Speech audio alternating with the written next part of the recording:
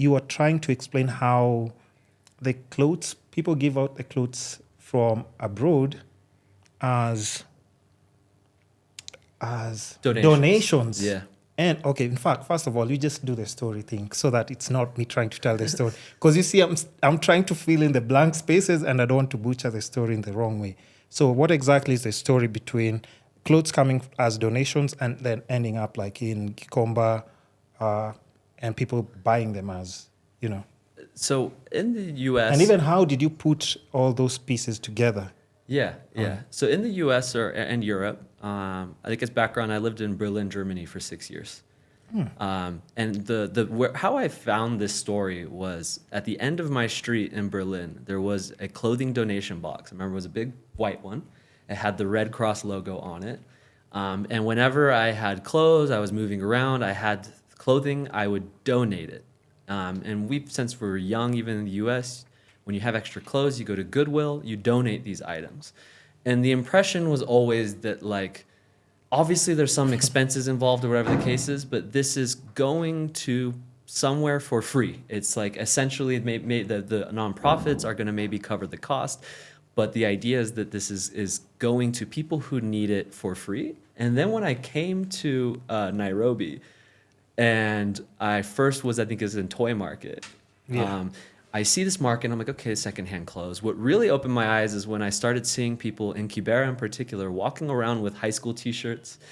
I would see guys wearing, I was like in a fraternity in university. I would see guys wearing the sweaters of sororities. So it'd be like our group sororities. And you see the guys walking around. And at first I was like, that's hilarious. This guy has no idea. Yeah. And then I'm like, wait, there's something bigger here. So then I started looking online. I found an investigative report specifically about the boxes in Germany, how it's a third-party company who is paying the Red Cross to use their logo because it helps get more donations. They're then sorting those clothes, packaging them, shipping them here, and then it's a big business. Like, nobody's getting anything for free. And last time I was here, I was like, that's a big one. I came back. The lady who's I always eat breakfast from, I always get beans and chapati. One day I'm eating there and she's wearing a 007 high school prom t-shirt. And I was like, do you know where this came from? And she's like, oh no, I just bought it at the market. And I'm like, there's a story here that I need to tell.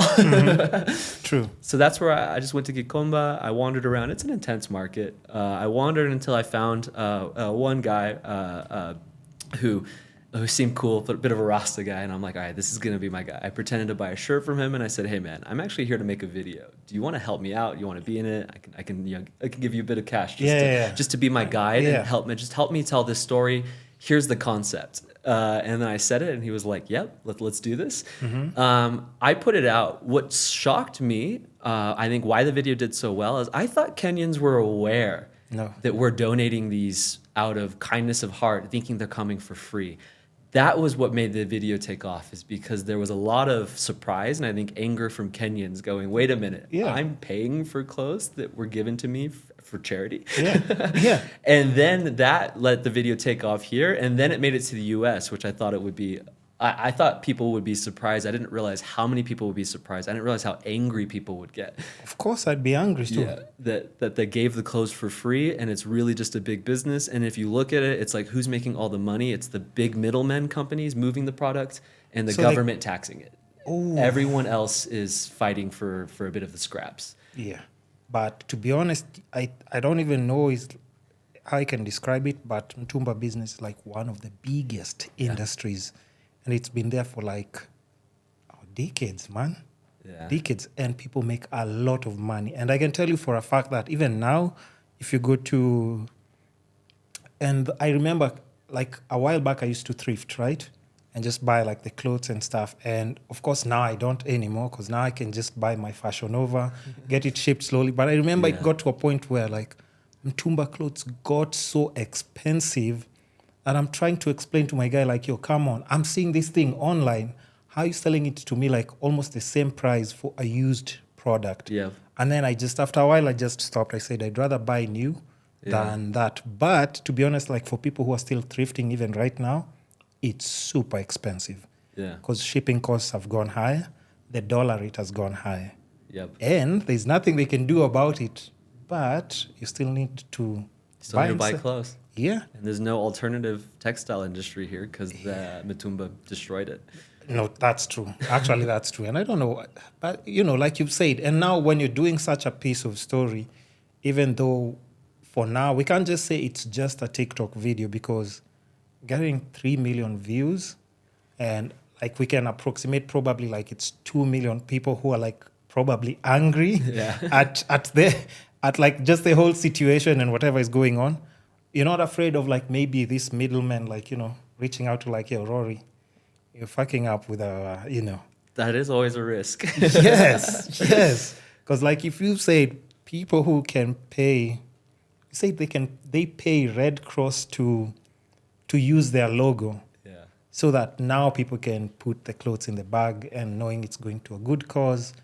And ideally, even these kids who are waiting for those clothes, like, happy kids in Africa, No. they're not getting those clothes. So, so it's unfortunate, but, that's just how it is, though. Yeah. Okay, so what other piece of, like, could I say investigative content have you just thought about, like, doing, or it's in the works that we should be looking out for? The follow-up for Mtumba is what I did yesterday, which I wanted to focus on, because a lot of the comments were, at least these clothes aren't ending up in a landfill. And it was Americans saying that. Like, they're not ending up in a dump site in the U.S. Okay. Okay. And I'd shown the video. I had met some, like, environmentalist type foreigners here, and they were like, it's so great you're telling this story. Do you know how much waste this industry causes? And I'm like, I got a few comments on that. And the majority of people defending this process, and I want to be careful with this next video, that the message, because it's hard with TikTok to have something that people watch all the way through. It needs to be short and sweet. You need to get to the point. True. But most of these issues have some nuance and depth. That you want to put out a little bit more. And you can't hit it as much. For the second one, I made a point to be like, the moral of this isn't stop donating clothes. Like, we can't just have this industry stop overnight. That would be disastrous for the people in the business, as well as just people buying clothing here. But I wanted to focus on the negative part of it, which is the tons of waste that's now just getting dumped in the Nairobi River. So I went back yesterday. I found a good contact who could help take me around and do an interview, and just show it. And it was actually, what shocked me was how much waste I saw. And they're like, this is like 2 days old. Like, when the rains came a few days ago, it actually took it. This was giant before. And I'm like, if this is 2 days worth of waste, like, this is actually a massive problem. And it doesn't entirely make sense why there isn't a proper dump site for Gallagher, why there's no investment in that. Yeah. And even to think about it, like, I don't even know where the waste goes in general. But I remember I have a friend. Oh, and actually, this is somebody maybe I can put you in contact with, depending on whether he'd want to do, like, something with you and help you out. Because he was telling me, like, he has a garbage collection business. Okay. So there's a dump site where they normally go and throw, like, everything there.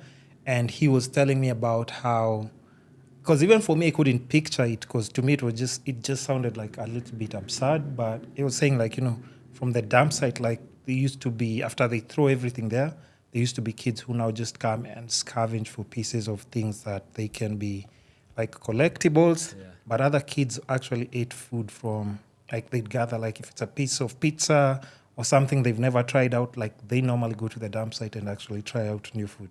Wow. Like, do their own, not joke about it, but do, like, their own personal reviews. Like, hey, I've tried this today.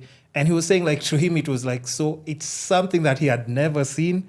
He was shocked, but now he's already used to it. So I can put you in contact with him, and, you can see, like, if you can do more research on that as well. Yeah. But, okay.